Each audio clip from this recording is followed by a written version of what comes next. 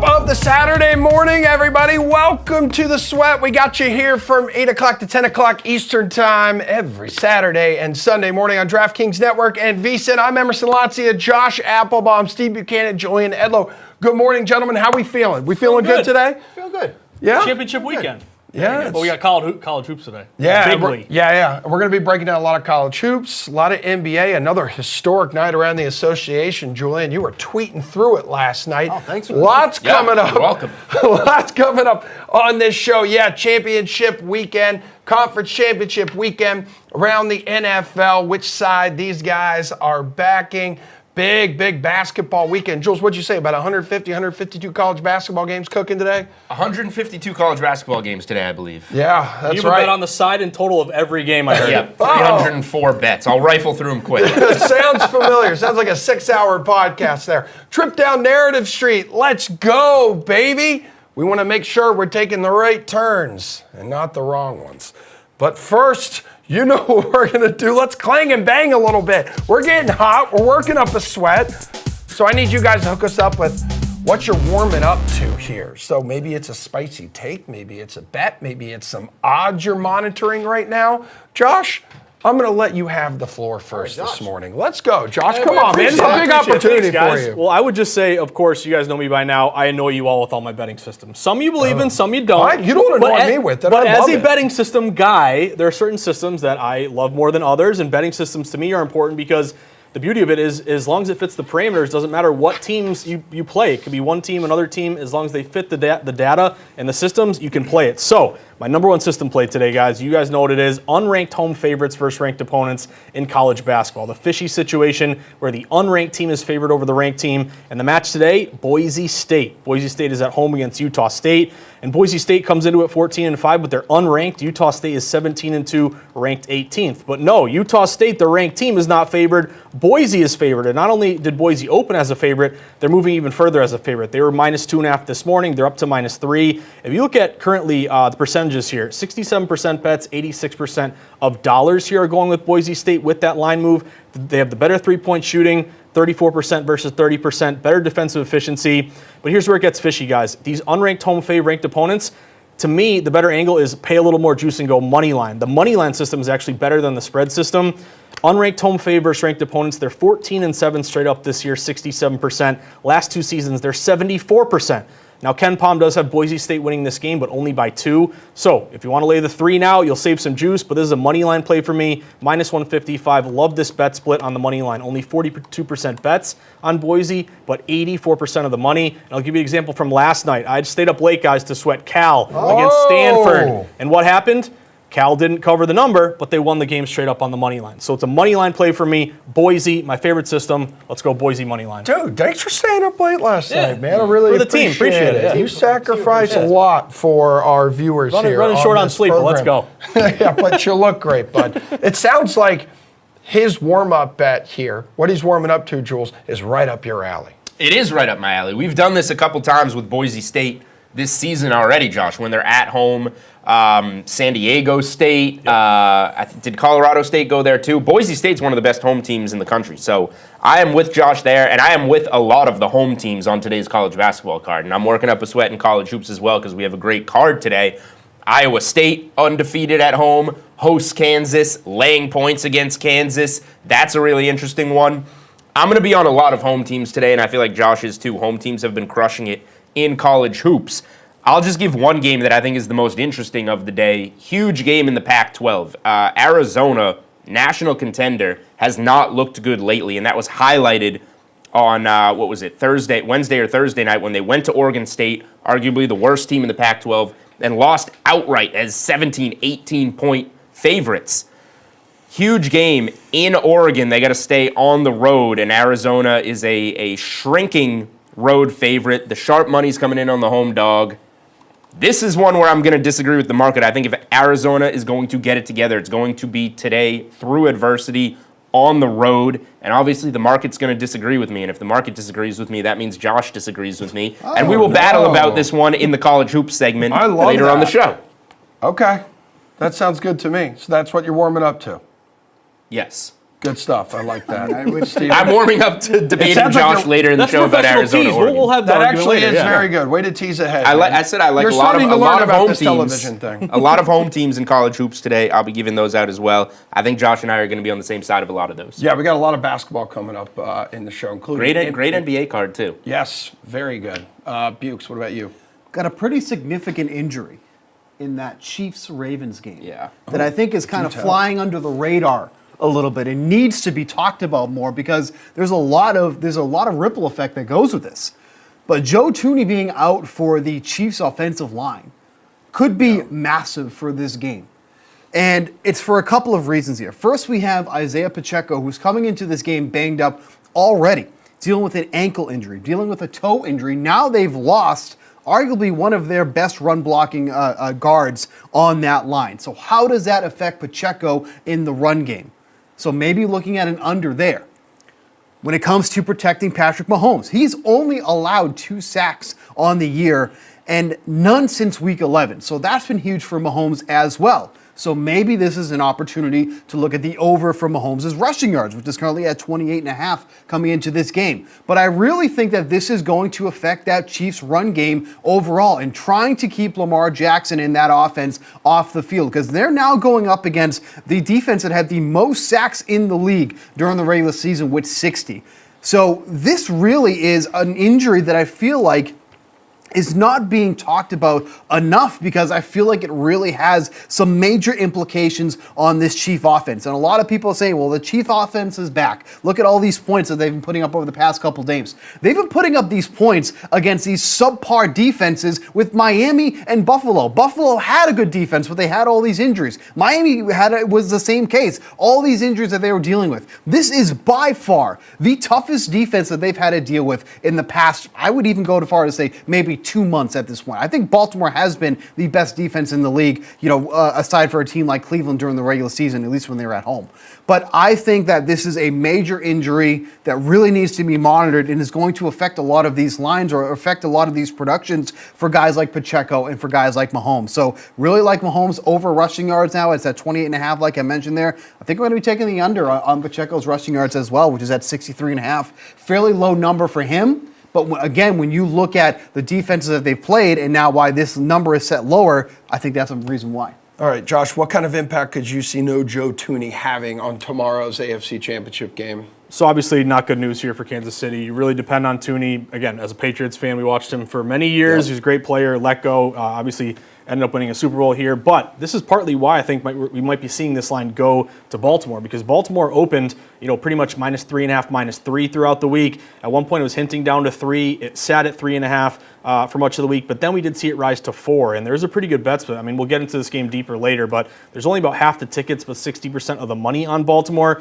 So again, with these injuries, moving this number and the combination of Mark Andrews coming back, the important tight end to the offense of Baltimore. I think Sky Moore is questionable. Pacheco's questionable. The weird thing with Pacheco, expected to play, questionable, but 63.5 rushing yards is juiced over -120 for Pacheco. So oddsmakers are still kind of bullish on him. But guys, I think the thing we're going to talk about today, tomorrow, kind of the market is moving toward Baltimore. But again, you're going up against one of the best plays here in terms of betting on a quarterback, Patrick Mahomes, 9-1 against the spread as a dog. So do you go with the market move and go with Baltimore, or do you bank on Mahomes covering this number as a dog? I think you can make a case for both sides. It's a big loss here, Jules, and no one has played more snaps this season than Joe Thuney.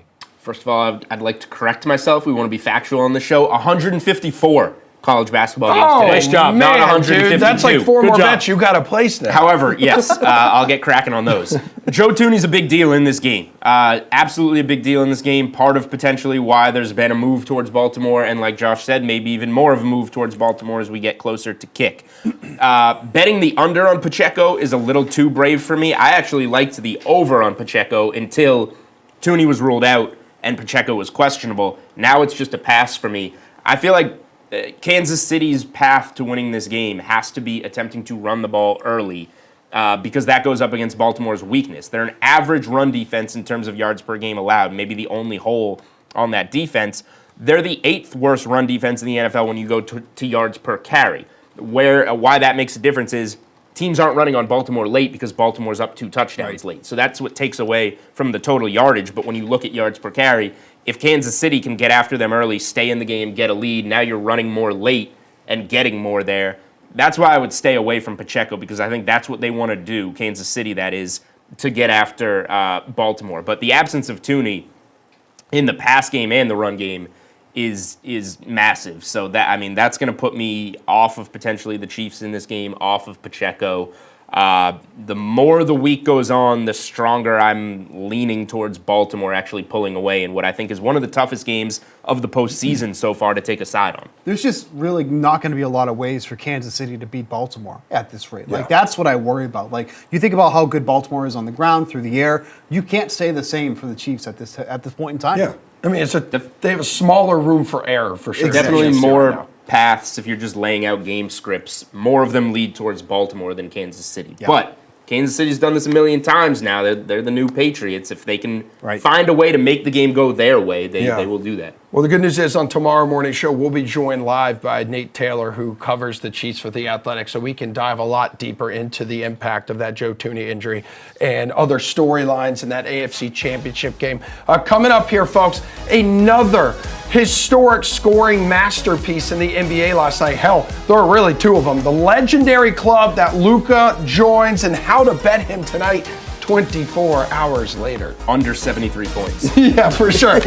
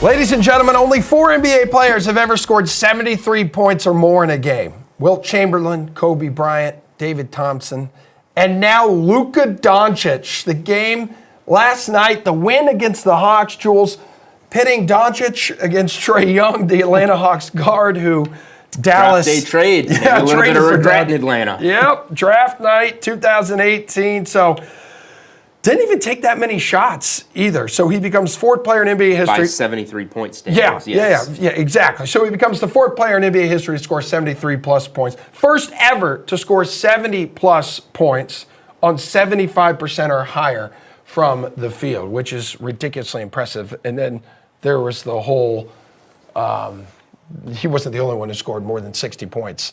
Everybody's Actually, four times, yeah. We're like the only guys that haven't scored 60 points this week. This whole past week, question for you, this scoring outburst we're seeing around the NBA right now, good or bad for the game? Teams are scoring at a historic rate right now. Good. It highlights the talent that's in the league right now. Now, would we like to see a little bit more defense? Sure. Yeah. But I'm pretty confident that will happen in the postseason. It's a little bit different of a game. Not quite to the degree of a baseball, the difference between regular season and postseason baseball, but it's different. You can't deny that. So, a random Friday night in January in Atlanta in a revenge spot against the team that traded him on draft day. Yeah. A night after a fan called him out for not being, or a game after a fan called him out for not being in shape. Luka Doncic comes up with 73 points. So I think it's good. It's entertaining. People are talking about it.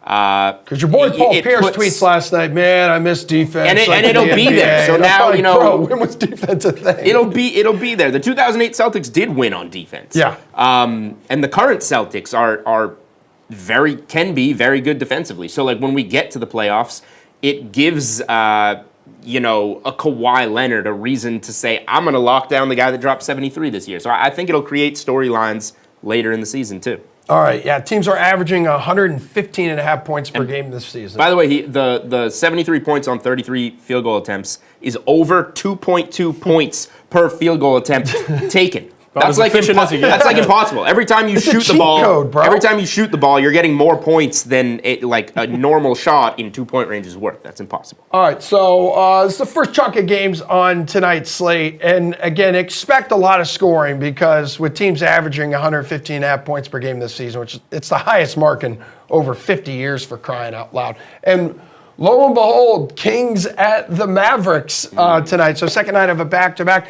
Josh, over or under 73 points tonight for Luka Doncic? I'll go under. I think probably you're going to cash that one. But come on, Josh. But You got to who be knows? contrarian. Well, Go it depends. What's the price on the over? I don't know, plus 10,000. But yeah. Sticking to this game, guys, I actually really like the Sacramento Kings in this one. Number one, They're you're a damn good team. They're a playoff team right now. good team, playoff team, but even if you just look at the data, I mean, the Sacramento Kings open this game -2. Kings are all the way up to -3. May not seem like a lot, but when you see a full point move, overnight into the early morning, that tells me that Wise Guys had this game ready to go. As soon as the odds makers got this line up, they immediately hit it, caused that steam move in favor of the Kings.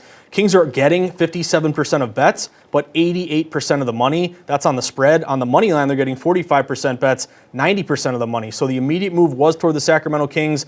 Congrats to Luka. It was an incredible individual accomplishment, and they won the game as well. But I think you can kind of bet against that hype. I mean, you turn on all the ESPN stations today, everyone's talking about Luka.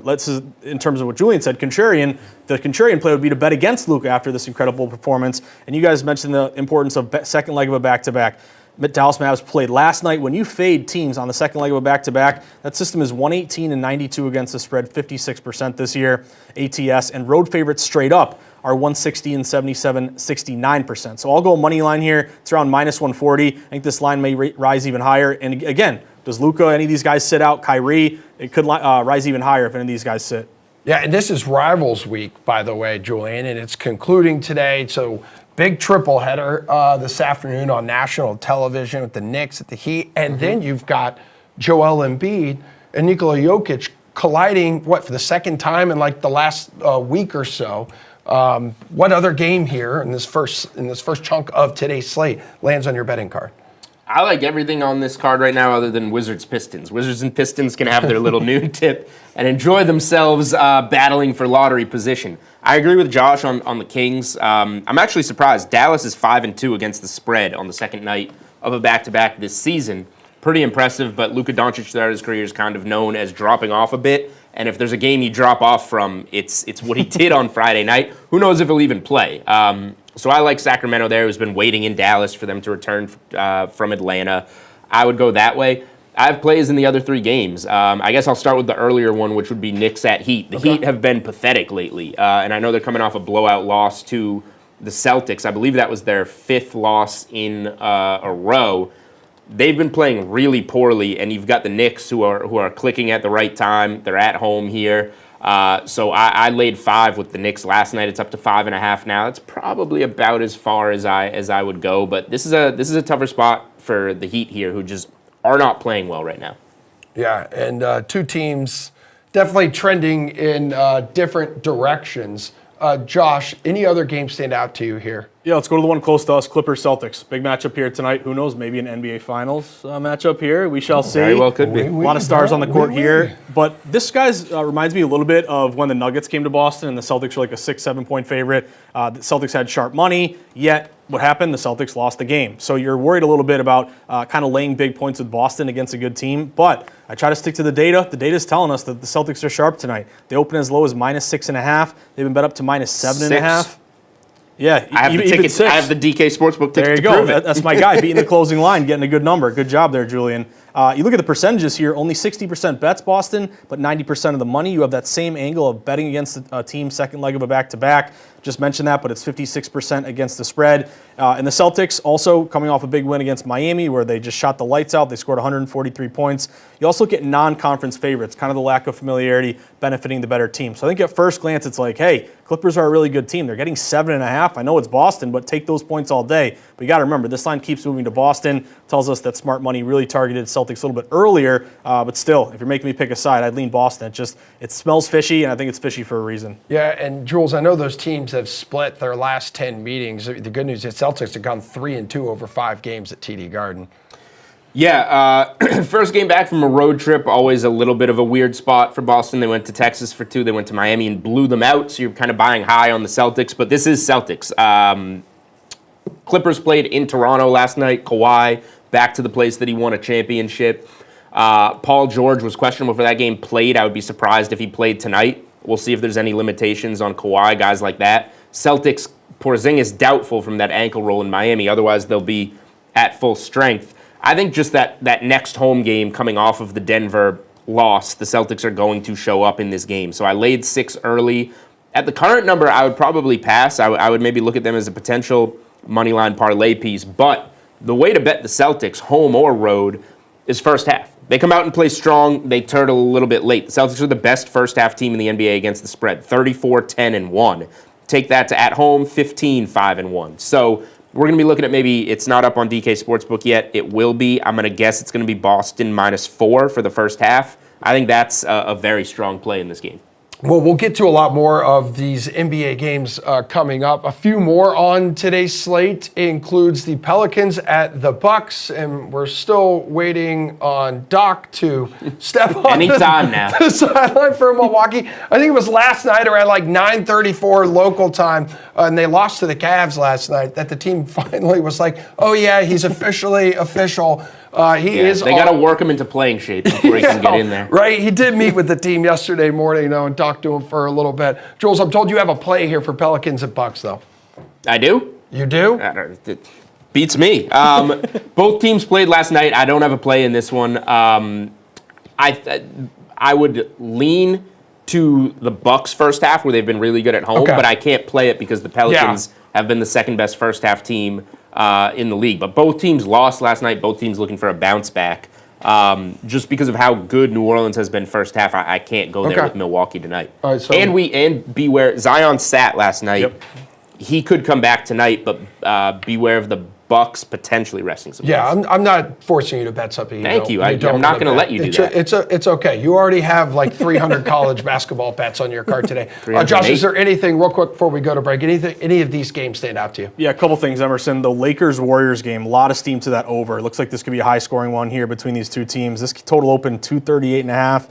It's 239.5 on our board, but I'm seeing it now up to like 242.5. So this thing is really getting hit up quite a bit. 80% bets, 91% of money is going to the over here. They're both rested. Also a short spread. It's only a -2.5 favorite for Golden State. So I like short spread going over. Could be competitive back and forth. Maybe you get overtime. Both these teams are big over teams. So I'd look toward that over. Played that earlier today at 239.5. And then just a couple prop bets here, guys, real quick. If you look at John Collins today, going over 21.5 points and rebounds. He's been really heating it up here recently. He's gone over this number in 3 of 4. And Kyle Kuzma, over 29.5 points and rebounds, going up against one of the worst defensive teams in basketball. And I know there are more NBA games you guys are interested in. Again, we're going to mix those in later in the program, so hang out. But coming up next, for the first time in his career, we got Lamar Jackson. He's going to be playing in the AFC Championship game. Patrick Mahomes, that's his home away from home. Which side are these guys back in? We'll discuss next.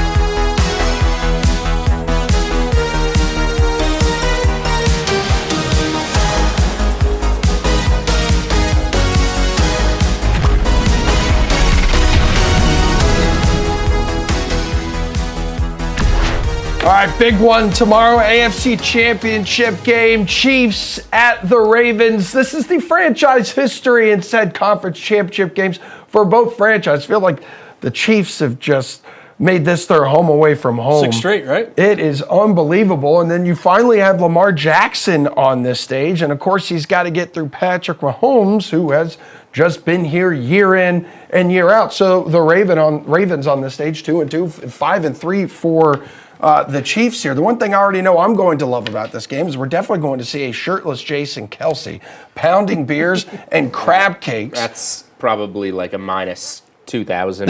You think so? Yeah. I mean, that seems. I don't know if the odds crab there. cakes will make an appearance, but shirtless, yeah. Do we think what is your gut telling you right now, Steve? Like, does Lamar Jackson finally get over the hump in this situation? And I know you mentioned earlier, there is a tiny bit of room for error for the Chiefs right now, especially with that Tooney injury. Yeah, I mean, so you got the Tooney injury, and then you're just talking about how their best pieces on offense are going to move down the field. Like, the only real opportunity I think they're going to have is with Travis Kelce over the middle of the field. Because if you look about the matchups that we're going to have, like in the secondary here, like obviously Rashee Rice is going to see Kyle Hamilton. Kyle Hamilton has been by far one of the best cornerbacks, not just on the Ravens, like literally in the entire league. Like 58% completion percentage when targeted against him. I think it was an 86 NFL passer rating when targeting against Kyle Hamilton. Like, he's been 68. He's been absolutely phenomenal in coverage. So we take out potentially Pacheco, we take out potentially Rice. What's left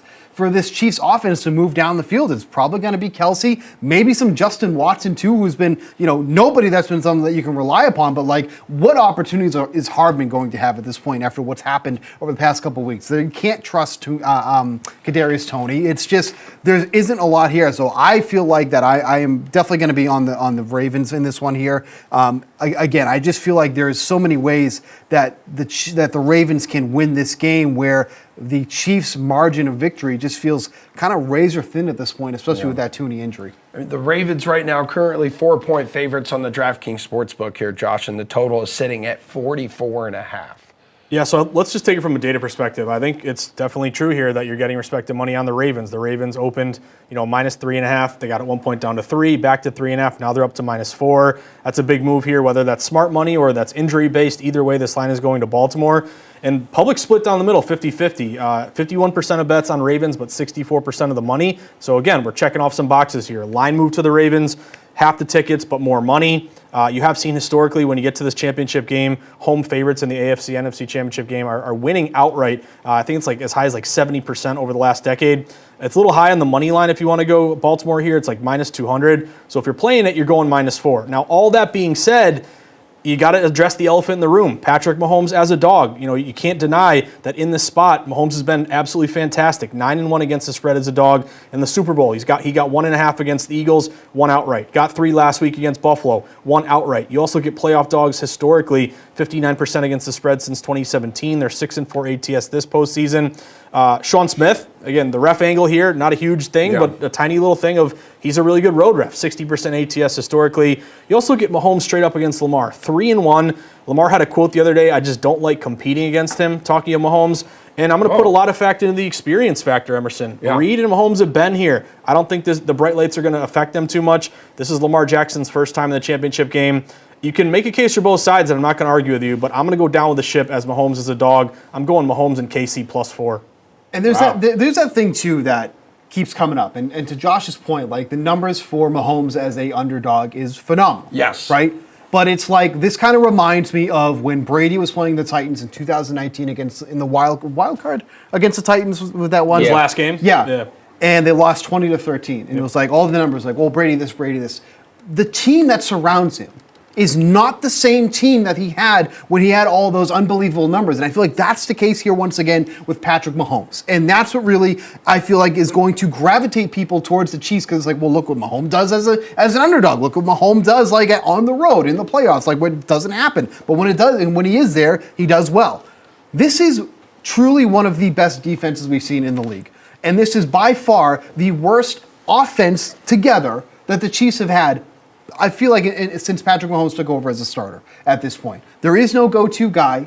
There is no, secret weapon on that team. It's an average offense at best. I think would you agree with that? The Chiefs offense pretty average at best at this rate? Yeah, in general, it's been better the last couple weeks. It has, but again, so it's been better over the past couple of weeks, but what's been the biggest thing? Has it been the offense or has it been how poor the defense has been on the other side? I think it's been more about how poor the defense has been on the other side. So that's just what I wanted to take away from the Mahomes stuff as an underdog, because again, the numbers all point to Mahomes in that situation, but you have to also take into account what this team looks like and what this team has to offer in this game versus the Ravens. Yeah, and there's going to be tons of attention, Jules, like on the quarterbacks here, but we must not forget the Ravens and Chiefs also have the top 2 scoring defenses in the NFL. Yeah, very good defense on both sides. It's going to be a tough test for each team.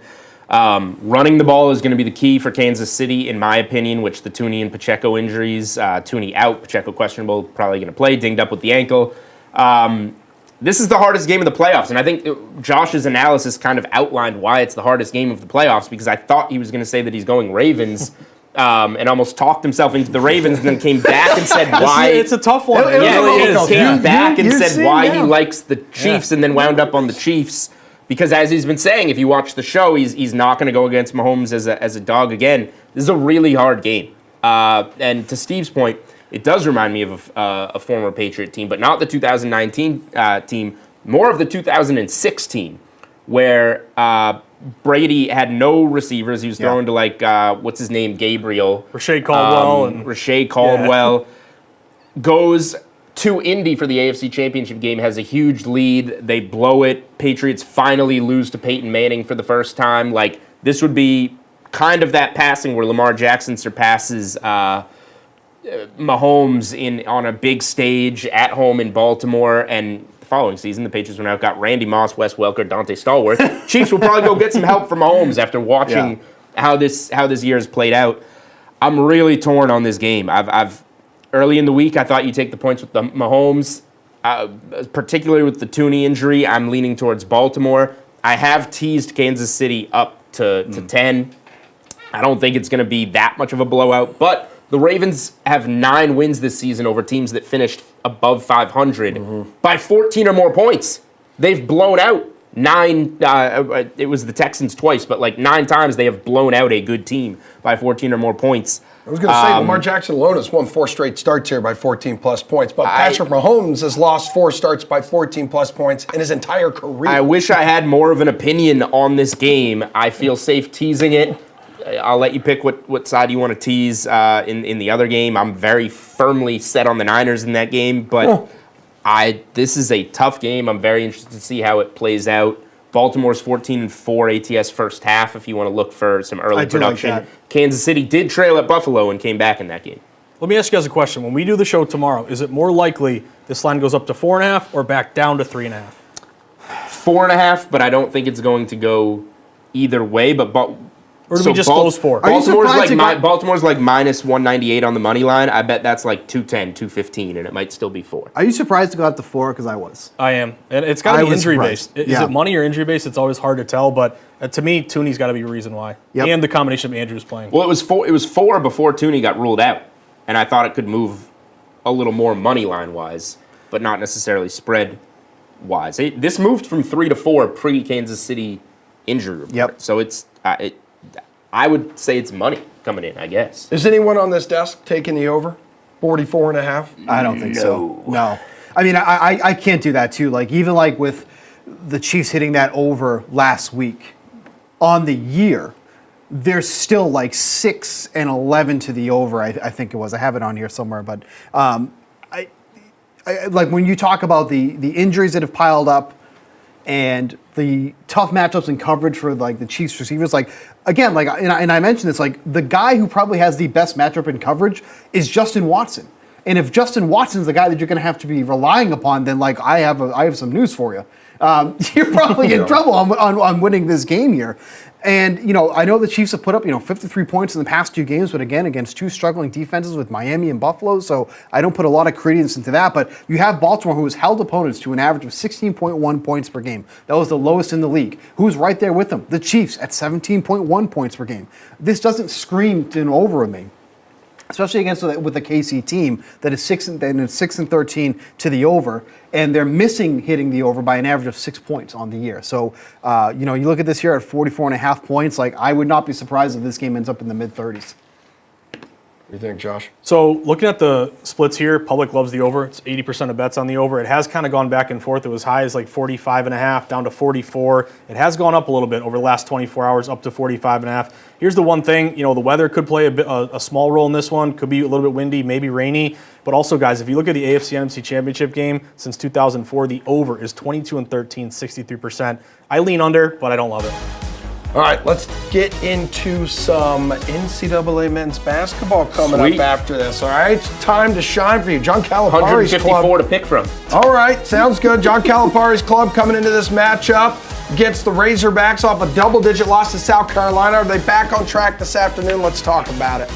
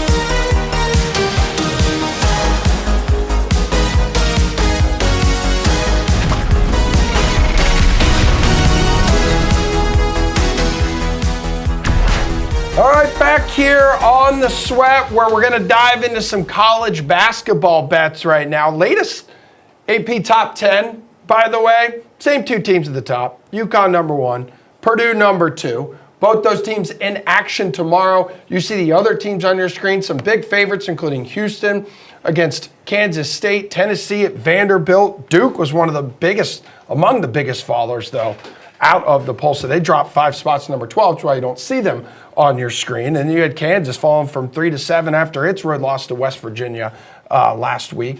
You do see, though, gentlemen, Kansas at Iowa State. So Kansas has had its struggles at home, right? But they've also, if you look into some of the recent history, they've got good recent history in this Big 12 rivalry game with Iowa State. What do you like in this game, guys? You want to go first, Jules? Yeah, Iowa State's been the toughest place to play, arguably, in the country. Hawkeyes are sitting 12-0 straight up at home, 11-1 against the spread at home. So this is not one of those teams that, they're winning, but, coin flip if they're going to cover. Now, laying points against Kansas is a different animal, but this has gone up, a move from 3.5 to 4.5.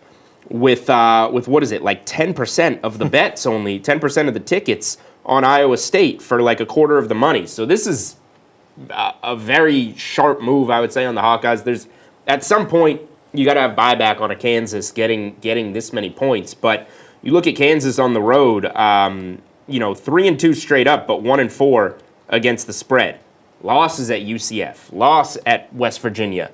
Those are bad road losses, and you're going to go into this atmosphere against Iowa State. It's going to be very difficult. So I have some pretty good faith here that the Hawkeyes are going to play a very good game against Kansas. If Kansas brings their best game on the road, then they're going to have a shot to win, but we have not seen that at all so far. Yeah, and Josh, it is important to point out as well that we're talking a 23rd ranked Iowa State. Did I say here. Hawkeyes a bunch? Drew was in my... We knew what you were talking Iowa, about. Iowa everybody, State, Cyclones. Everybody You got gets it. it, You dude. get it. That's just one of your 300 bets today. It's hard to keep track. Too many teams Tough playing. to keep up. What do you got, Josh? So I am Iowa State all day in this one. If we can show this board again here, look at this. Every ranked team is laying points. Yeah. What's the only ranked team that's getting points? Kansas, 4.5. That's an automatic red flag as soon as you look at the data. Also, Julian mentioned, this is a really sharp move toward Iowa State. Iowa State opened as low as -3.5. They're up to -4.5. Some shops are even going to -5 right now. So why is this line going to Iowa State when the public is absolutely hammering Kansas in this spot? Julian mentioned it, but 90% of bets are on Kansas today. This is the most heavily bet game of the day, the most public action, also the most bias. And when you can combine a contrarian angle of only getting a team getting 10% with the element of sharp action in their favor with a big reverse line move like this, tells me Iowa State is the sharp play here. Epic fade the trendy dog system match. Again, public loves betting typically favorites when they load up on a dog. Great opportunity to bet against that trendy dog. And then in terms of system match, 2 ranked teams play each other, take the home favorite. It's 17-3 straight up, 85% this year. It's 81% since 2021. KenPom has Iowa State winning by 5, so now it's creeping up to 5. You've lost a little bit of value here. It's a little rich for me on the money line. I do tend to go money line on these short favorites, but I don't like to go -200. That just gets a little bit too pricey. If you can still find a 4.5, I'm going to lay with Iowa State. I'm going to trust the market here. Emerson, it makes no sense that everyone's betting Kansas, yet the line's going to Iowa State. Take the side that makes no sense. As Jules has pointed out, Jayhawks have struggled immensely when they have to travel. It's like their only 2 wins were Indiana, I think, in the final minutes, right? And then over Oklahoma State, which was a couple. Oklahoma State's bottom of the barrel. Yep, in the Big 12. Indeed they are. And then if you go over to the Pac-12 side of things here, guys, you have Arizona now, fresh off the heels, against Oregon State, a heartbreak against Oregon State. And now we'll take on Oregon. And as crazy as it sounds, Arizona here needs a win to keep pace for first place. Josh, you're the I'll take this market. You're one. the market. Lead us off, and Quack, then quack. disagreement is good, and then I will fight the other side here. I'm looking forward to it. I'm going quack, quack, Oregon Ducks all the way here, guys. This jumps out to me as just a sharp reverse line move. When you look at the matchup here, Arizona is ranked 9th in the country. Oregon is unranked. Now, Oregon has a good record, too. I think they're 14-5. But again, when you get into these big Saturdays, when you bet college basketball consistently, you're going to see such a bias toward the ranked team over the unranked team. And that's what we're seeing here. Nearly 70% of bets are going with Arizona, but Arizona actually opened at -4. The line's down to 3. And again, there's been some buyback, and it's back now to 3.5. So if you do like Oregon, you can now get the hook, which is what I was waiting for on Oregon here. But you're only getting 35% of bets. You're also getting a really sharp bet split. 70% of the money is on Oregon here. If you look at betting on an unranked team against a ranked team, kind of that buy low, sell high system match, it's 55% against the spread the last 2 years.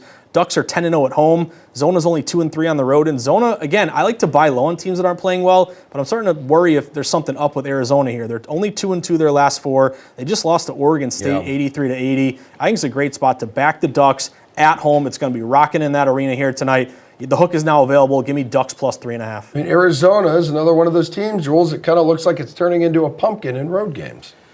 Yeah, Arizona hasn't covered in 4 straight games. They were laying 8.5 against Wazoo, lost outright, laying 20.5 against USC. They did win that game by 15. 18 against UCLA, they only won by 6, and then 18 against Oregon State, and they lose outright at the buzzer. Arizona is one of the most talented teams in the country. They've also lost, here's the part I don't like, they've also lost 8 straight trips to Eugene. This has been a spot they've historically struggled. This is as buy low as you can get on Arizona. If they're going to turn their season around, it's this game. It was a look-ahead spot for them, the loss at Oregon State. Doesn't justify it. That's a brutal loss. But they have to be, really hearing it heading into this game. If they can't show up at Oregon today and play their best game, then I will lose faith in my massive play on Arizona to win the Pac-12 regular season that I will be sweating and rooting for them twice as hard today. But Oregon also, you look at their last game, they were laying 9.5 against Arizona State the other night. They were down big at halftime and had to claw back, have a big comeback, so they're kind of coming off a high, whereas Arizona's at rock bottom. So market completely disagrees with me here, but in terms of a gotta-have-it spot, Arizona needs to show up today, and I believe in their talent. I have since preseason. So I'm going to trust them one more time. If this isn't the spot that you can get it done, keep going back I'm going to be done with you. Okay. Utah State, Boise State, which one really needs to show up today? Boise State, yeah, I talked about this one earlier. I love this play for Boise State here, Emerson. So I wanted to talk about it when we first started the show. But just the fact that you have that number 1 system match, unranked home favorite versus ranked opponent. You have Boise State unranked. Utah State is 7-2, ranked 18th. But we're seeing the line go to Boise State. Boise State open -2.5. They're up to -3. Better 3-point shooting, better defensive efficiency. That unranked home favorite ranked opponent, mentioned earlier, but 14-7 straight up, 67%. It's 74% straight up last 2 seasons. To me, it's a money line play. So I'm on Boise bigly tonight, guys, -155. Ooh, and Jules, you agree? Aligned played Boise at -2.5 last night. What are we at? 3? I'm good laying 3. Utah State 17-2, but you want to look at this team on the road. They're 9-0 at home. They're 4-2 away, which is pretty good. 1-4-1 against the spread on the road. Tells you more. They haven't been as tested. They've been winning some of these games as larger favorites, and now you're going as a dog here, where Utah State's 0-2 this season. Their only 2 times they've been an underdog have been their only 2 losses. So they've kind of lived up to expectations in terms of win-losses, but against the spread, not lived up to expectations on the road. That tells me this is a spot we're playing against a team that is tremendous at home, 9-1 at home this season for Boise. This is a spot that Boise State should show up, and we've seen them show up. If you look at Boise State scores, they've shown up in this spot. We did it last Saturday exactly. They were roughly a pick'em game against San Diego State. They get that one done. Colorado State +2 earlier in the season at home, win that one by 7. I see more of the same here for Boise against the Utah State team that struggled on the road. And you got to give it up for the Mountain West too, which like right Good now, conference. Yeah, like 6 teams have legitimate claims for an NCAA tournament bid right now, and we're almost in February here, guys. So real quick before we head to break, Battle of Big East foes. We got Nova, we got Butler taking the floor in the Hoosier State, looking to lock down a victory here. Which side are you backing, Jules? Do you have a play in this one, or is this Josh? I'm passing on this one. Okay. Market says Butler. I have a lot of respect for Villanova, and they really need a win, so I got to stay away. But I would agree with what do you got Josh here, is gonna Josh? say. Yeah, I'm going to go Play Butler side. money line. Yeah, it opened at a pick 'em. Some shops are even Nova -1. We've now flipped to Butler -1.5. Could be going to 2. So if you like it, grab it now. I money line Butler at -120. They're getting 60% of bets, almost 80% of the money. Ken Palm's got them winning by 1. So the importance of money lining versus laying a 1.5 and maybe only winning by 1. That's important. Home road, Butler 9-2 at home. Nova only 2-4 on the road. Nova's lost 3 straight. Again, I want to buy low on these teams that aren't playing well, but I think the market is telling you that this is a play to make at home with Butler on the money line against Nova. All right, gentlemen. Well, we got more hoops to dive into coming up, so we'll get into some of these games we didn't hit on. We got more NBA games. You got more NBA bets to dish out here, Jules. And more college. But coming up next, let's get into this NFC Championship game tomorrow, baby. Okay, Brock Purdy, Jared Goff. Who's got the hot hand? Who's got the advantage? Let's ask Jules, Josh, and Steve when we come back.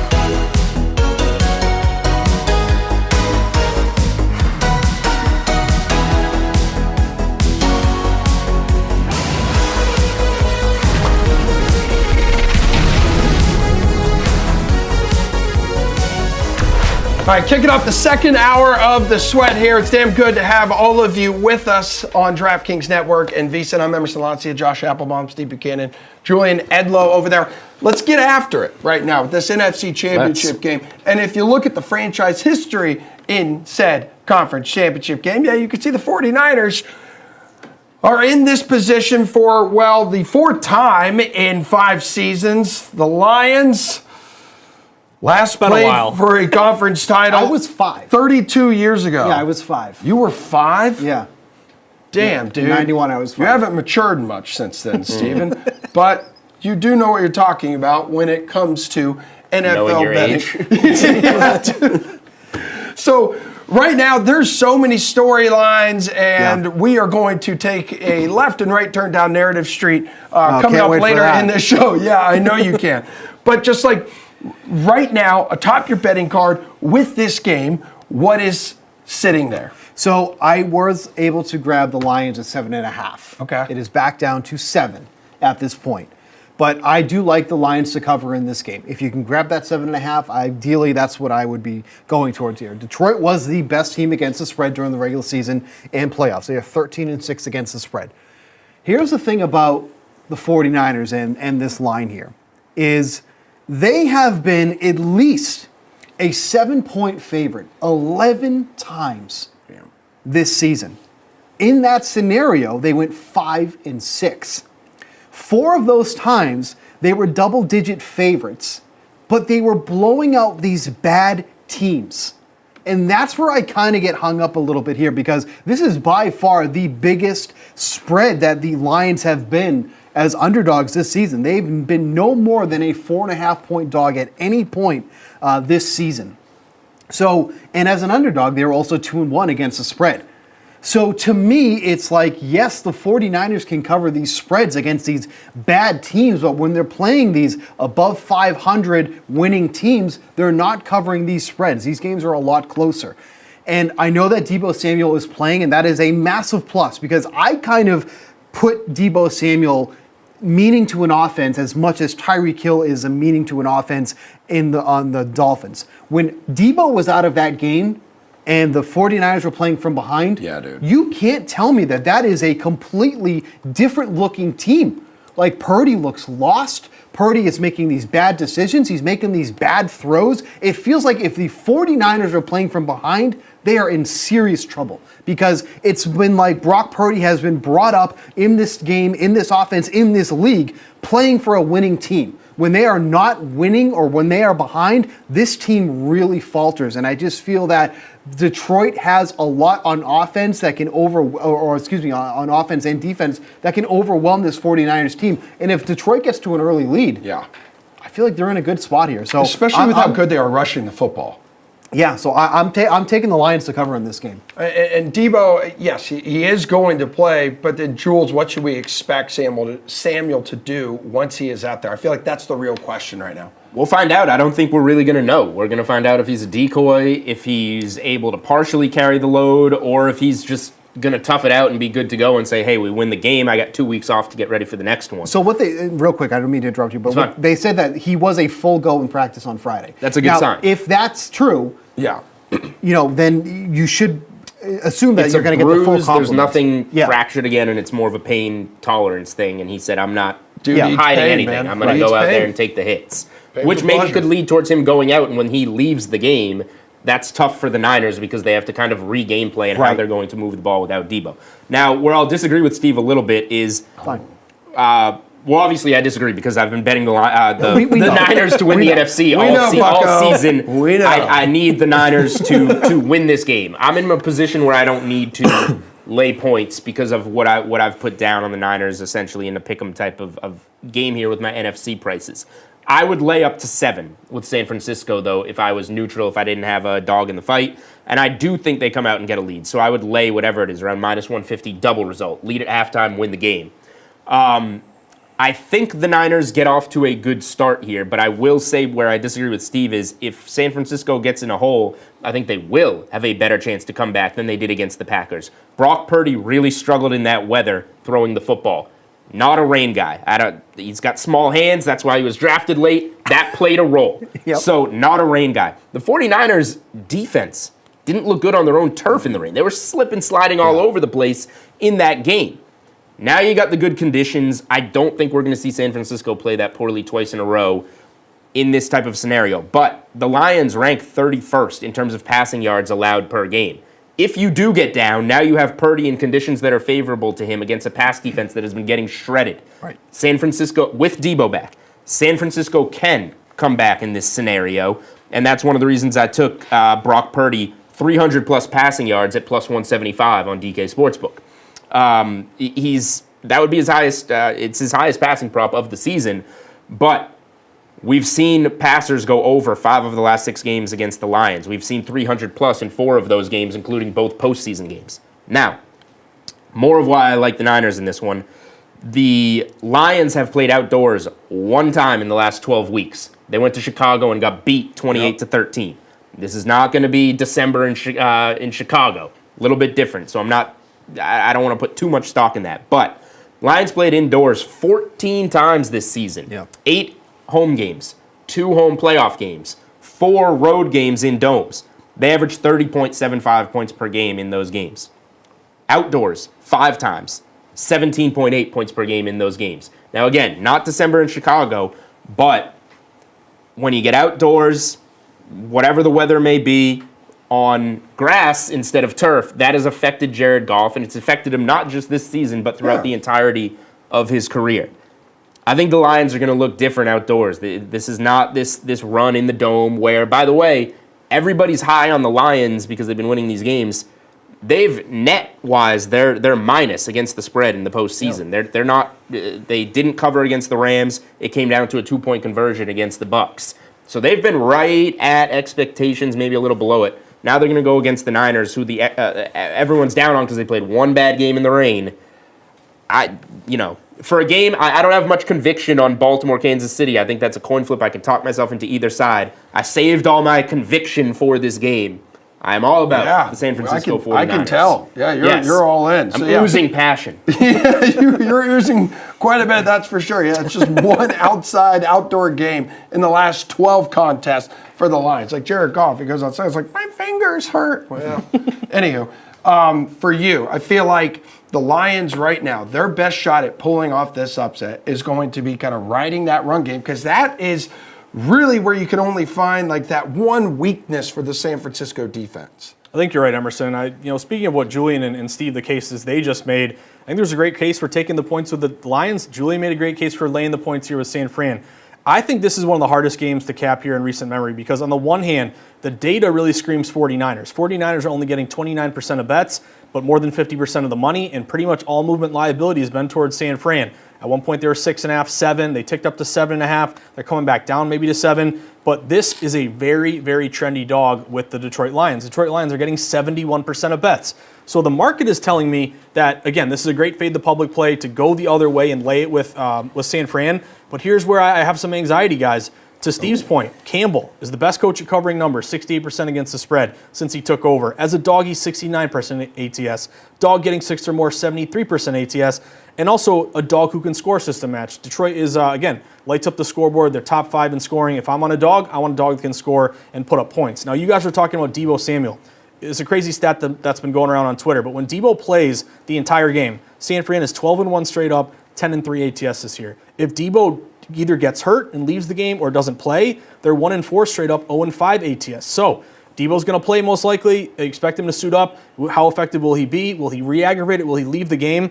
The data's telling me San Fran, yet I have all the system matches here on Detroit. I think as a bettor, at least get the best number. Detroit 7.5 or San Fran -7. So in this case, guys, I want to take a side, but I don't want to walk into like in the championship game where I was an idiot and took Washington in the points, and then the line moved toward Michigan. So this is a rare one for me. No. Here's my play. Here's my play. What? Over. I'm going over. No, you know what? I have to pick a You side. have been somebody on this show that has been adamant about saying, I can't have an opinion.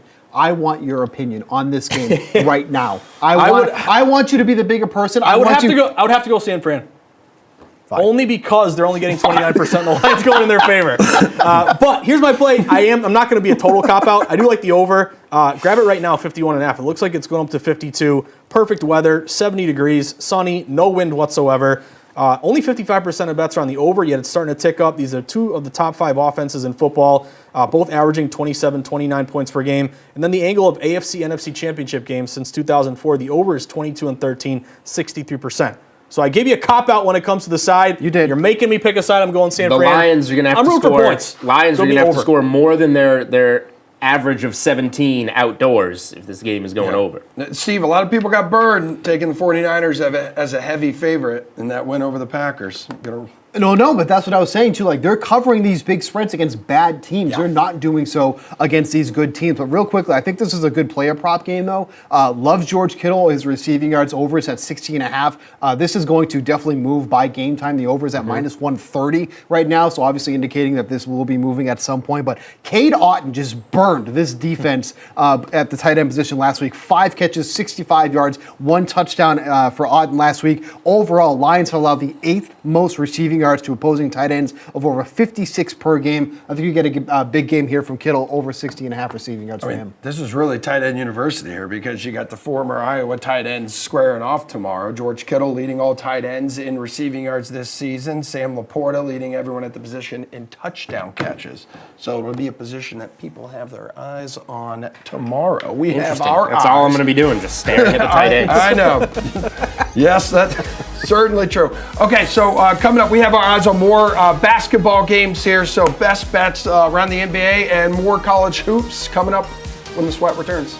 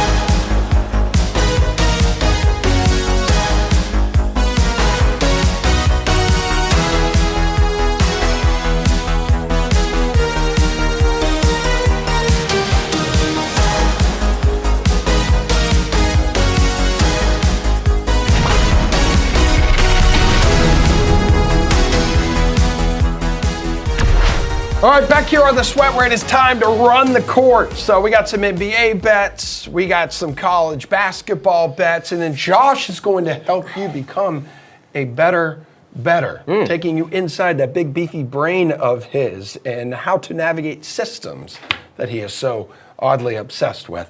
But right now, this game between the 76ers and the Nuggets is atop the tasty board today around the NBA. Well, I'm looking at like the MVP odds here on the DraftKings Sportsbook, and what do you know? Joel Embiid as the favorite, Nikola Jokic right behind him. So we have plus 160, plus 260. I think you said last week on this program on Saturday that Joel Embiid, betting him to be MVP is one of the worst bets that you could make right now because you have to hit that 65-game threshold. I think he can miss like 6 or 7 more, but you said he's like an ankle roll away from missing that chunk of games. We saw him score 70 earlier in the week right now. So has your tune changed on that take?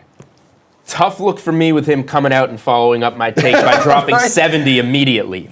But it's kind of like the fan with Doncic, with Luka, and then he goes out and scores 73. Really, Joel was watching the show and said, "Screw you, doughboy." Not many other explanations other than he saw my take. Potatoes. Now, and maybe that's his Twitter account. I still think Joel Embiid MVP is a bad take. A bad bet. He missed another game. He can only miss like 6 more games. So I will say once again, if he rolls an ankle, bangs a knee over the next 2.5 months, this becomes potentially a spot where he is just simply ineligible for the award. So I can't trust that he gets the games played to get there. Now again, we could see his odds. I'll just tie this right into the next play. I like Denver minus 4.5 today at home against the Sixers. If Jokic beats Embiid today, does this swing a little bit more? It probably does tighten up a bit. Now, Philly just beat Denver in Philly. They played recently, so I like that it's a recent revenge narrative angle for Denver. We have this rivalry here with Jokic versus Embiid. They have the last 3 MVPs. They're the 2 best centers in the league. I just think that the scene shifting to Denver becomes a very difficult spot for Philadelphia. The Nuggets just got blown out at MSG on the last game of their road trip by the Knicks.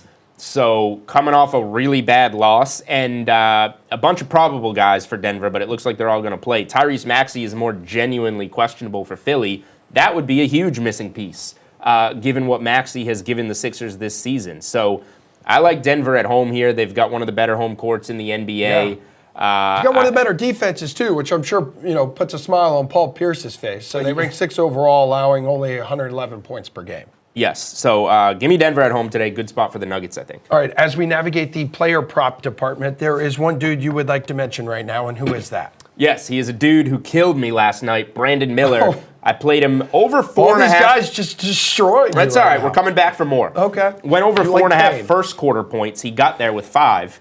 Those are his only 5 points of the game. But he played just 20 minutes. He was in early foul trouble, and the game wound up being a blowout. You look at his 4 games previous to that, he was playing between 35 and 40 minutes per game, scored at least 23 points in each of them, with one of his better efforts coming in the game previous to him blowing it last night, which was his first game without Terry Rozier. Rozier going to Miami opened up even more wing minutes, and Miller played 40 minutes in that game, got a lot of shots up. So that prop went to, I believe, 18.5 last night. We're now, because of the poor performance and the foul trouble, getting a depressed number here. It's 16.5 for Brandon Miller tonight at home against the Jazz. I think Miller, especially playing the 20 minutes, he should be fine to go 40 tonight, young kid. And it's a decent matchup, middle of the pack matchup, I guess, against Utah. So we're getting the points prop down 2 points. It's come up from minus 110 to minus 120 since we've started the show. Brandon Miller, over 16.5 points, really good spot for that. All right, let's get to the college game here real quick. And Colorado and Washington State, I believe this is expected to be a relatively tight matchup. Why is that?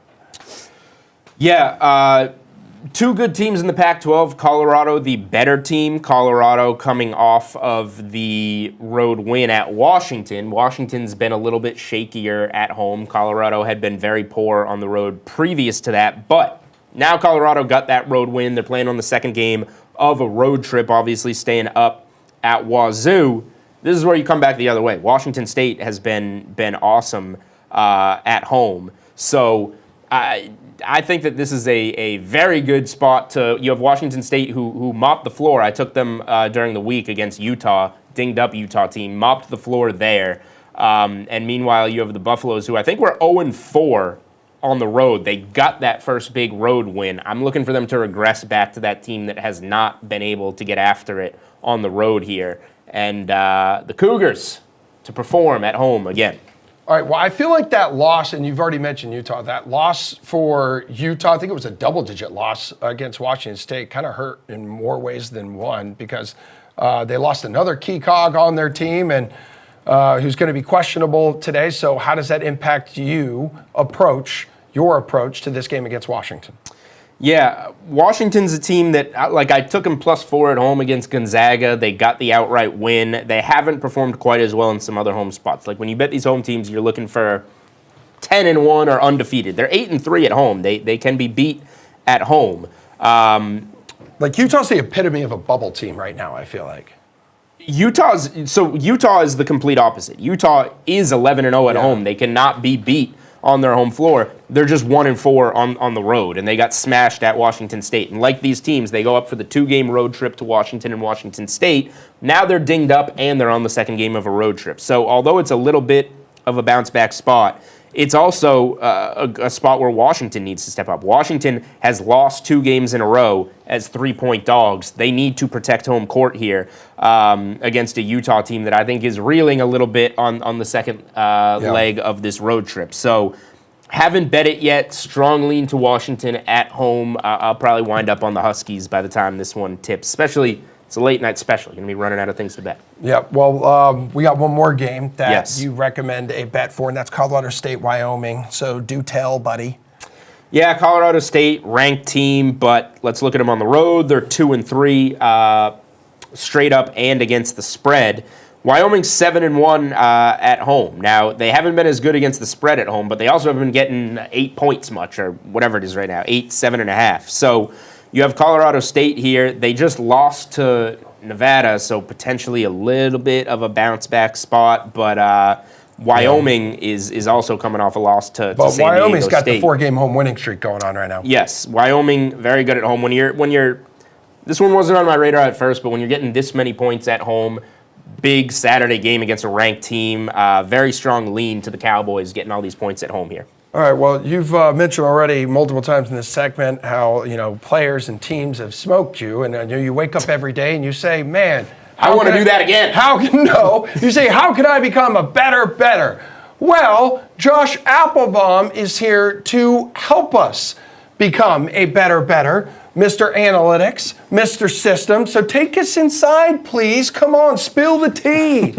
Yeah, so Emerson, one thing I look for when I'm betting on games, especially on a big day like today with all these college basketball sweats, is go to the Bet Splits page and look at late game day movement. Now, what do I mean by that? I mean that obviously these games are going to be up for sometimes overnight, more than a day, but really what I stress is that late movement and where it's breaking, because you got to remember the way a sports book operates. When it first opens a line, you can only bet that line at low limits. The odds makers aren't going to put out, what they're doing is protecting themselves from putting out a bad number and then getting hammered by big bets because they put out an incorrect number. So they'll put out that opener, but you can only bet a low amount of money on that game. However, once you get to game day, and then you get within 4 hours of the game, 3 hours of the game, last half hour, pay attention to where the line is moving late, not only in terms of line movement, but percentages as well. So I wanted to piggyback on what Julian said, because I think he made a great bet here in terms of Washington State at home against Colorado. Now, we're showing currently Washington State getting a point, but if you look at right now, the market is moving, and now we're flipping to Washington State -1. Again, we walked into the studio today, they were getting a point, down to a pick'em. Now it's flipping dog to favorite Washington State -1. And in particular, look at the money line percentages here. Only 42% of bets are taking Washington State to win the game, but it accounts for 78% of the money. So now we're piecing together a bunch of different reasons to bet a game. When you're betting a game, to me, I try to think of like myself as a lawyer in terms of building a case. And then can I create a kind of a strong enough case to convince a jury. Now the jury is you as the bettor deciding whether or not you're going to put your hard-earned money down on a game. So whole point being, Wazoo is getting late game day movement when limits are raised and big bets are coming in. They flip dog to favorite on game day. You have a great low bets, higher dollars bet split. And then other factors to consider here when you're piecing together the puzzle. Washington State, as Julian mentioned, 10-1 at home. Colorado 1-4 on the road. And the reason why I pointed out the money line is not only that big discrepancy bets in dollars, but also money lining short favorites. Ken Palm only has Washington State winning by 1. If you jumped on them early getting a point, you're feeling great right now. But if you're going with this late game day movement, it's a money line bet for me. It's only around -115. So I love this late game day movement. Pay attention to late game day movement. It's going to be an indicator or another reason why you're going to get down on a game. So we'll talk more basketball next. And then, of course, we'll get to Steve's favorite part, Narrative Street, next up on The Sweat.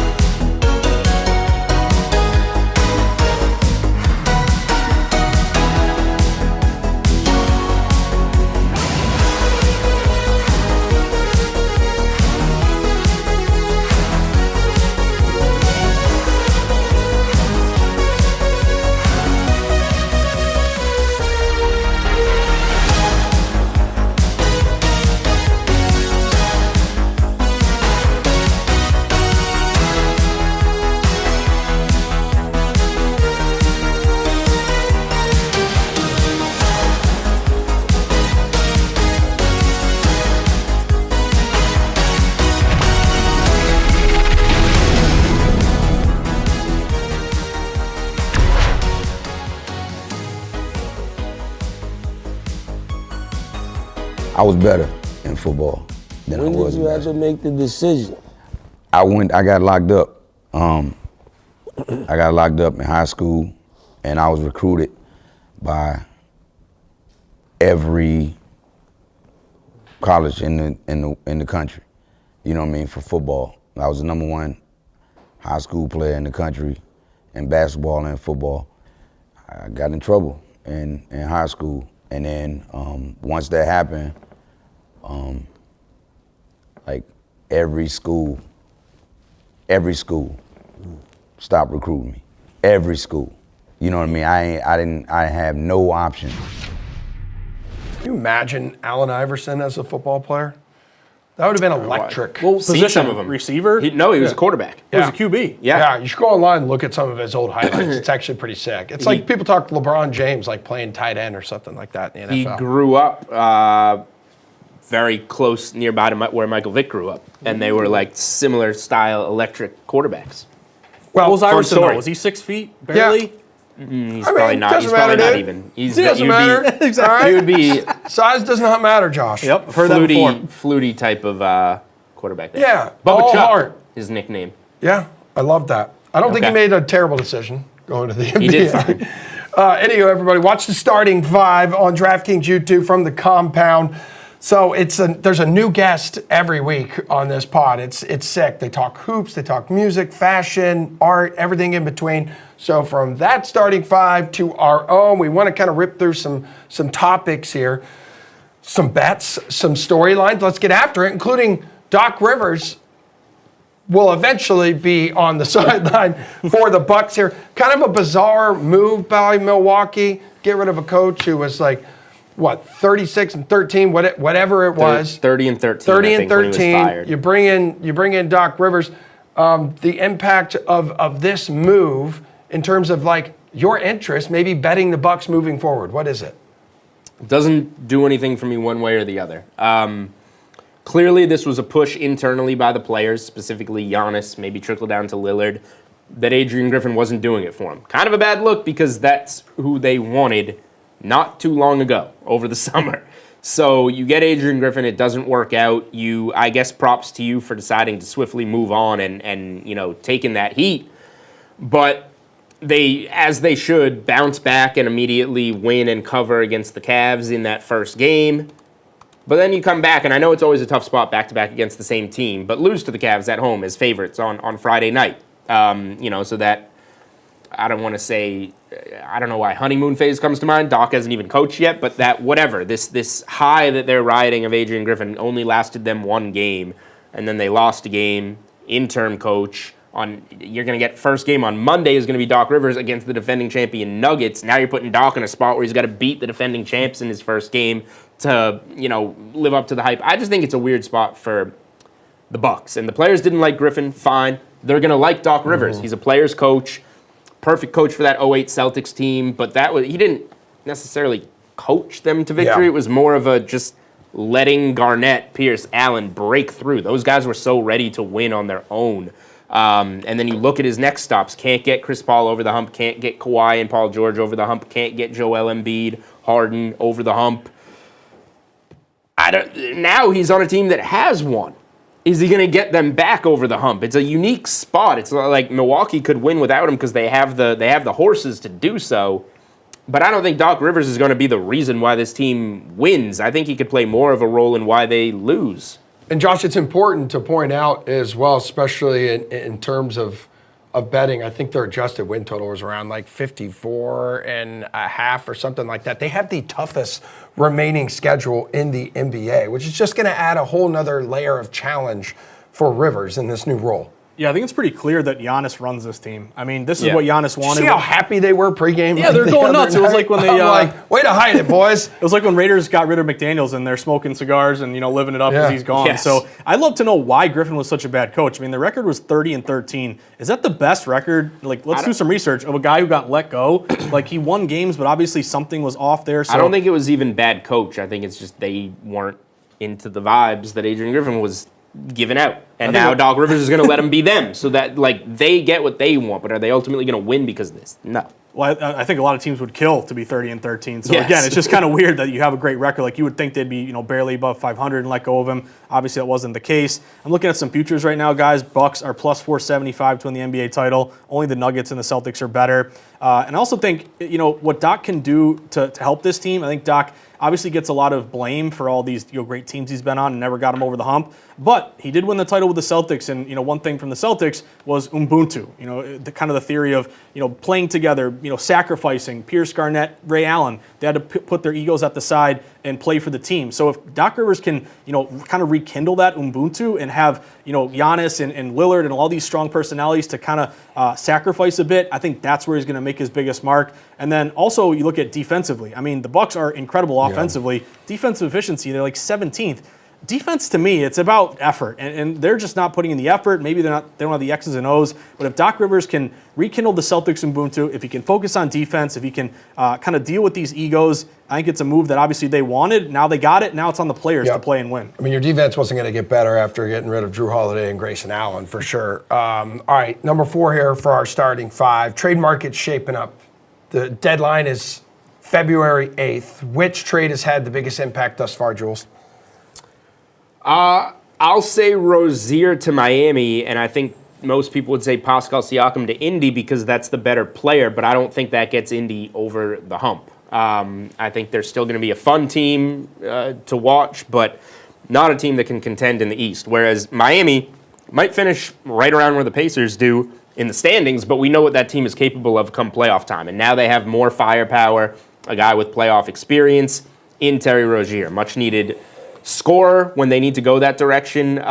We know what Jimmy Butler does in the playoffs. They have a guy in Hero that can shoot the ball. They have Bam, but now it's kind of a microwave guy that can come off the bench or start for you. Another ball handler at point guard that they were getting Gabe Vincent playing out of control. Now that's gone. They have another ball handling guard. So I think what Rozier will boost Miami to in the postseason is a higher level than Siakam boosts Indy to. And that's why I would say that's the bigger move. What about for the all-star starters, which have been announced? I believe the reserves will be announced this week, I think on Wednesday. Which player was the most surprising among starters? Probably Lillard, just based on the name. A lot of people are freaking out about Jalen Brunson. Yeah. Was he the biggest snub? He probably was, but I don't really. Could have been Donovan Mitchell, too. Yeah, I also, think you make case Lillard was in the mix with Brunson and Donovan Mitchell. Could have been any of those guys, I guess. And it means a lot to these players. We heard a few years ago when, who was it? They said they were going to team up Durant and who was it? Or Kyrie and whoever. I mean, this is like, you got to be there. It's the big thing. So obviously there's a lot of players who want to get to the All-Star game. But I can't really get into like the great Twitter beef of he should be there, he should not be there. Doesn't really matter much to me. Yeah. But again, it matters to the players. Yeah, and the return of East versus West. I actually like that format. I like keeping it. No more Team Giannis, LeBron. Go to East-West. Yeah. Well, that's what they're doing. We got a college basketball bet to wrap up our starting 5. What do you got, Josh? Yeah, so I'm going to go to Ohio State and Northwestern. I really like this spot toward Northwestern here. Northwestern opened as a very short favorite, -1.5 at home. Northwestern has been steamed up to -2.5. Some books even inching up toward -3. Around 70% of bets in dollars are on Northwestern, so it's not like a huge contrarian, low bets, higher dollars bet split. But I think if you're betting this now, hopefully you'll beat the closing line. You'll see it get up to 3 across the board. A lot of offensive advantages. Bowie as well for Northwestern has been great if you haven't seen this kid play. But their effective field goal percentage is much higher. They take care of the ball much better than Ohio State. Better 3-point, better 2-point shooting. But again, I always look at Ken Pom as a little bit of a kind of a North Star here in the way he's projecting a game. Does it mean he gets every single one right? No, but he's got a 2-point win by Northwestern, which again is a money line short favorite play for me.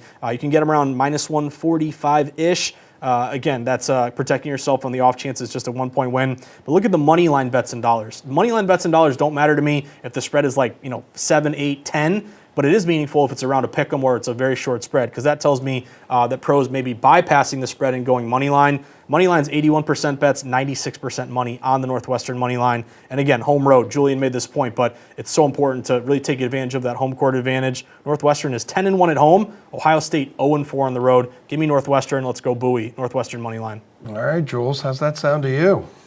The only red flag that I would caution here is that Northwestern is coming off a huge in-state upset over Illinois this week. So that can lead to a letdown, but I'm definitely not telling you to back Ohio State on the road here. That's not a direction that I would go in. Okay.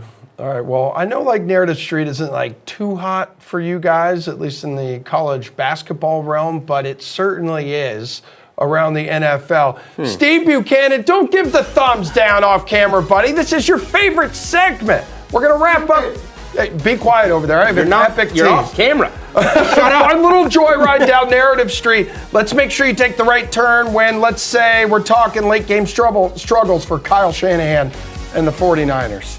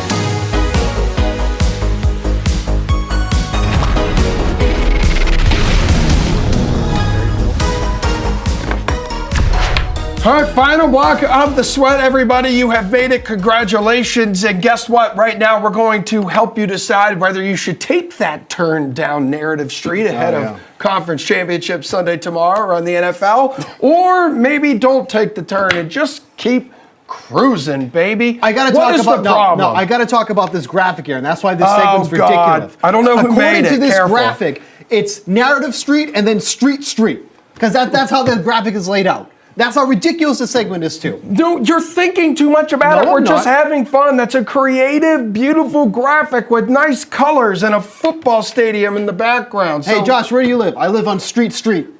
It's what we call suspended disbelief. You ever heard of that? That is, according to producer Drew. According to producer Drew in my ear, this is Narrative Avenue, and that is Street Road. Okay. It's just so stupid. All right, well, let's start with your favorite street, Steve. Should have specified and that's that. the weather. The weather in Baltimore. We've already discussed the weather in San Francisco. It's going to be a nice little day out there on the West Coast. What's the weather looking like right now in Baltimore? And are we thinking it could have some kind of impact on this game, Josh? And maybe you're going to start targeting a few unders here for wide receivers, quarterbacks, running backs, whatever it is. So, I got a question for you guys first. There was a great philosopher who once said, when you get to a fork in the road, take it. Who was that great philosopher? Socrates. Me. Yogi Berra. Yeah, You all that's failed. close. Anyway, that's a Yogiism. But anyway, weather could play a role here. It's not going to be freezing cold. It'll be in the 40s, but wind 10 to 15 miles per hour. It could be a little bit of rain, possibly, sloppy footing. But we have seen, again, I think what makes this difficult is public's hammering the over. Nearly 80% of bets are going KC Baltimore over. But again, it was 45.5, as high as 46. Got down to 44. It's back up to 44.5. So late movement is breaking over a little bit. You do have this trend of historically in these championship games, the overs cashing nearly 60% since 2004. So I'll lean under, but Steve, it's not quite the amount of wind that I want. I need like 15 to 20 with gusts and crosswinds of 30. Johnny Crosswinds. That's what it makes a Johnny difference. Crosswinds, though. That's what it makes a difference when it's like over 15 miles per hour. We could be outside right now and there would be a 10 mile per hour wind and you wouldn't even notice. It's not going to create much anything for I the know game. it's 50 mile an hour but wind. What about rain and sloppy footing? Does that affect? Okay, yeah, maybe. It did last Saturday night in San Francisco. See? See? Yep. So Is that a full grass field or is that turf? Baltimore. Trivia question. I think it's grass. That's grass, I believe it's dude. grass, right? It's grass, bro. Yeah. Gets sloppy, But muddy. Let's go either under. way, so even if it's raining, what's that mean? Baltimore's going to run the ball more? They've run the ball more than any other team in the league to begin with. So it's not going to change anything. you've already mentioned you like the rushing yards prop, right, for Mahomes? For Mahomes, because he's going to be scrambling for his life because there's no Tooney to block anybody. Exactly, and the backup's going to be slipping and sliding everywhere. Nick Allen's ready to go. It's going to be a big old beefy mud fight out there. Just because it rains doesn't mean all of a sudden like nobody has any footing or anything. All right, so Like, you're not taking So you're going street, not narrative. Yeah. You're going down. You're not going down Narrative Ave. You're going down Street Road here. I'm going down Boylston Street when this segment's over. That's where I'm going. Leaving. Oh, where are you going? Home. Chick-fil-A? Home. Oh, home. Yeah. I didn't know. Yeah. Okay. All right. Anywho, Lions outside this year. So the Lions playing outdoors. Our next Narrative Ave to potentially go down. Jules, this is something you hammered away at earlier. So are you buying into them struggling more outdoors than they do indoors? I am, and it's equally as much because the weather is going to be nice in San Francisco. But the Lions have played in not bad weather. They scored 6 points in Baltimore. They scored 21 points, which is a little bit above their outdoor average in Kansas City. And yes, they went off for 30 whatever at Green Bay. It's not perfect. They're capable, but it's pretty, it's a whatever that is, 13-ish points per game fewer outdoors than indoors. And I think part of it is just getting out into the open air, out of the dome. They're comfortable in the dome. Surface also plays a role. That's turf indoors. Jared Goff's a good turf quarterback. Now you're going out onto grass, a surface that he doesn't play as well on. So, 14 indoor games for the Lions this year. That sounds ridiculous to play that many, but 8 regular season home games, 2 home playoff games, and 4 road games in domes. Totals 14. 5 outdoor games, 17.8 points per game, with the last one being 13 in Chicago in December. They've only played outdoors once in the last 12 weeks. Yes. That's 3 months. No matter what, this is going to be a little different. They're very accustomed to, whether it's at home or not, coming out and playing in a dome, and they're not doing that here in a huge game on the road. I have to believe this is going to play a little bit of a factor in this Literally, game. you're telling like Goff, like, bro, go outside, touch grass. Okay, but this is also like when we talk about, the dome as a controlled environment, like this is about as controlled as you get. No For outdoors, participation at all. The weather is going to be like low 70s, high 60s. Oh my God, that's so pleasant. And no Take some of wind. that here. And no Yeah. wind at all, like 3 to 4 mile per hour wind. So which Again, is like, but the surface plays just as much of a role. but listen, I get what you're saying, but it's like, it's not like this man has never played on grass before. Like he's going to be playing on clouds. And he goes, what is this physical surface I'm on? He has, and he's played well at times, but what the numbers tell us It's more the season, temperature. No, not the Right? temperature. It's what the numbers tell us this season and throughout Goff's career is that there's a much higher chance of him playing worse outdoors on turf than outdoors on grass than indoors on turf. Okay, you know what else the numbers tell me is if this game is close entering the fourth quarter, there may be alarm sounded. There may be some red flags here when it comes to Kyle Shanahan and the 49ers. Last week was the first time in 31 games that he had won a contest, win trailing by 5 or more entering the fourth quarter. So, Josh, dude, you could ride shotgun with me because I'm taking a hard ride down narrative Ave here. Like, if this game is close, you got to be worried about Shanahan, the 49ers. Rookie move. I am. It's like Indiana Jones when Indy was with his dad in the sidecar. It's me and you Oh, going love down that, narratives. dude. You know what I'm saying? Yeah. But I'd like to I would say be, Shanahan. I'd be Sean Connery. You can be Sean Connery, yeah. I'll be young Indy with the whip. We'll get after it. Whoa. All right, big man. If you look at Shanahan, 0-6, last 6 home games, 0-6 ATS, not covering numbers here. Whatever. I'll flip it a little bit, though, guys, and I'll throw this at you. Dan Campbell is a very bold coach. He goes for it quite a bit, going for 2, going for it on 4th down. Will there be a situation where we're at 7, 7.5? Obviously, we're hovering around that number. You like Lions, get the hook. You like San Fran, get the 7. But is there a situation where he goes for 2, he doesn't get it, San Fran wins by 8 instead of 7? What you're asking is, are the Niners going to cover the exact way that the Lions covered last week on a failed 2-point conversion? Exactly. Yes, And I had the Bucks and the points. very good chance that literally Todd Bowles happened. just said, "Hey, let's just not use our timeouts." Well, not even, that's rather love that I got a 7. You didn't even idiotic. try. That's a whole Right, different So, yeah. segment. Yeah. Yeah, Todd But will that Bowles come into can- play? Could that affect the spread? Him going for 2, For maybe sure. not getting it. For sure, and we could also see Campbell make some like unreasonable decisions very early in this game, just like he did to start the season in Kansas City, like going for it on 4th in his own territory in the first half. Like That set the Campbell's tone. that type of dude. That set the tone for the entire season. It did, but if you mess that up in this game against the Niners, you are screwed. Yeah. How about the this official? And also, sorry, real quick, Go ahead. on the narrative of Shanahan in the fourth quarter. That monkey was ripped off of the back last week. They came back, scored 10. It was a 10-0 fourth quarter for the Niners. Finally in the ripped rain, off his back after unfavorable 30 conditions. games. That's fine. Whatever. At home, in the rain. All right. Nobody thought that they Not were a- going to do that. not a Everybody big said the sample Packers were gonna be size there the for better overcoming team. it. That's fine. One game sample. All I need. I don't know if I consider 1-30 is now ripping the monkey Thank off you. the That's back. what I'm saying.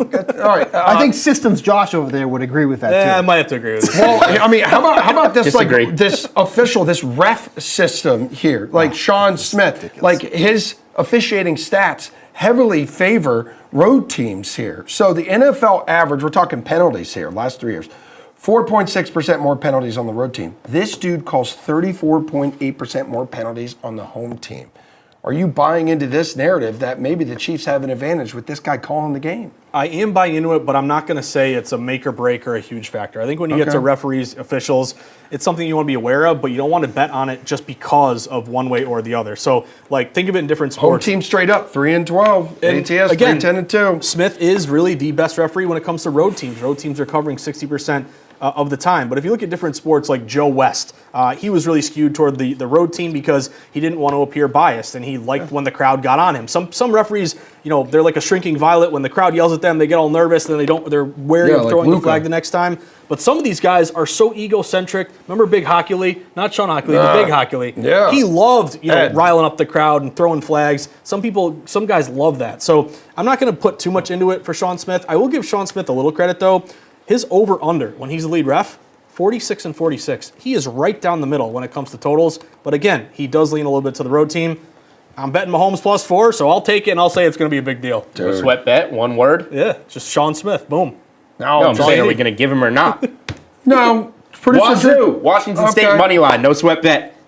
You know, what about you? Drew told us to skip it, but do you want to throw one in? Nope, Kittle over 60.5. Get that before the line moves. All right, everybody.